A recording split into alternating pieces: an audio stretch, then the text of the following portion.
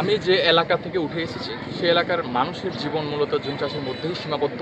সে এলাকা থেকে উঠে আসা আসলে অনেক কঠিন। আমার জীবনটা অন্য 10 জনের মতো এত সহজ ছিল না। আমি মূলত পড়াশোনার পাশাপাশি জুমে কাজ করতাম।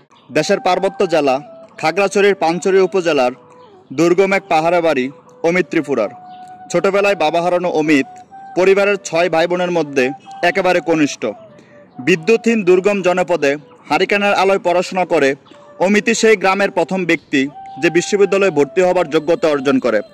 বাঁশের বাঁশিতে সুন্দর সুর তুলে বিশ্ববিদ্যালয়ে সুনাম কুড়িয়েছে বংশীবাদক হিসেবে। চ্যানেল আইকে দেয়া এক সাক্ষাৎকারে আজ অমিতের গল্প শুনবো আমরা। আমি অমিতাভ ভূষণ ত্রিপুরা। আমি বাংলাদেশের একটা দুর্গম জেলা খাগড়াছড়ি জেলার পানছড়ি উপজেলার একটা প্রত্যন্ত গ্রামের ছেলে। আমি পড়াশোনা করছি শাহজালাল বিজ্ঞান ও প্রযুক্তি বিশ্ববিদ্যালয়ের লোক প্রশাসন বিভাগে। আমি মূলত পড়াশোনা করে যে এ পর্যন্ত এসেছি এটা আসলে এত সহজ ছিল না। ছোটোবেলায় আমার বাবা অ্যাক্সিডেন্টে মারা যান। বাবা মারা যাওয়ার পর থেকে আমার পড়াশোনা কিংবা অন্যান্য যাবতীয় দেখাশোনা থেকে সব দায়িত্ব কিন্তু আমার মা এবং আমার ভাইয়ের কাঁধে গিয়ে পড়ে। আমি যে এলাকায় বসবাস করি এই এলাকা যেহেতু একটা দুর্গম একটা এলাকা, সেখানে কোনো বিদ্যুতের ব্যবস্থা নেই, যার ফলে আমার পড়াশোনার ক্ষেত্রে হারিকেনের আলো দিয়ে মূলত পড়তে হয়েছিল।